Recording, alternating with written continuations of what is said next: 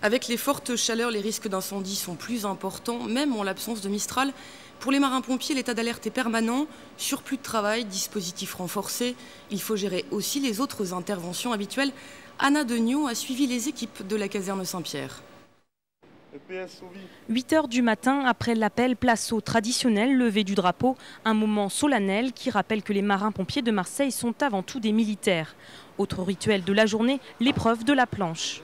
C'est un exercice qui simule en fait la montée d'un balcon. Si les gens ne montent pas et ne font pas cet exercice, c'est-à-dire la planche à rétablissement, normalement ils n'ont pas à monter sur le camion. Il faut ensuite vérifier le matériel. Chaque équipe teste son engin. Au total, près d'une vingtaine de véhicules sont armés. Un dispositif renforcé l'été en raison des risques d'incendie.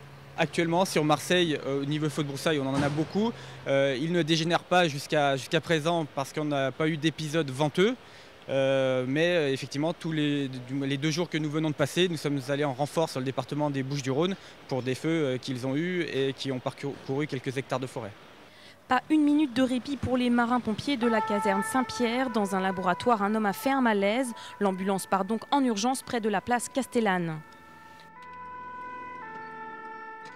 De son côté, l'équipe du véhicule urbain doit se rendre dans la cité de Frévalon. Depuis plus d'1 heure, 3 personnes sont bloquées dans un ascenseur. Ça va? Vous allez bien? Ça va pas? Qu'est-ce que vous avez, madame? À peine repartie, une nouvelle urgence. Une personne âgée de 83 ans serait enfermée chez elle. Elle aurait sans doute fait un malaise.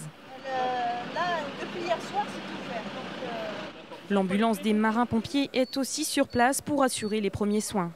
En fait, elle a dû sûrement faire une chute de son lit malencontreusement dans la nuit ou dans la soirée d'hier soir.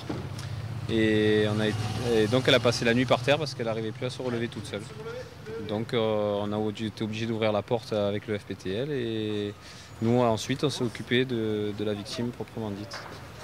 Direction l'hôpital pour l'ambulance. L'autre équipe rentre à la caserne pour une courte pause déjeuner, l'occasion de se relaxer entre collègues. C'est-à-dire qu'on passe pas mal de temps ensemble.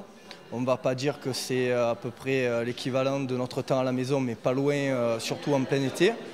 Donc évidemment, ça crée des liens et l'ambiance est assez bonne entre nous. Très bonne même, j'allais dire. Intervention sanitaire, ouverture de portes et bien sûr extinction de feu. Les marins-pompiers de la caserne Saint-Pierre effectuent en moyenne 35 opérations par jour.